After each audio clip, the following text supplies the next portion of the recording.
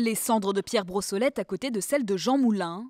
De leur vivant, pas sûr que les deux résistants auraient apprécié l'idée de se côtoyer pour l'éternité. Ils se détestaient cordialement. La violence était tellement forte entre les deux hommes que non seulement ils s'affrontaient verbalement quand ils se sont rencontrés, au risque que les Allemands entendent ces éclats de voix.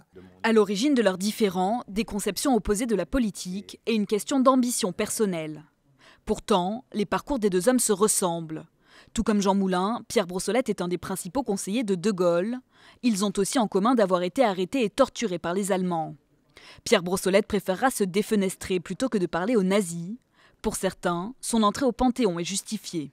Il est évident que le Panthéon doit être ouvert à d'autres très grandes figures qui ont façonné la résistance.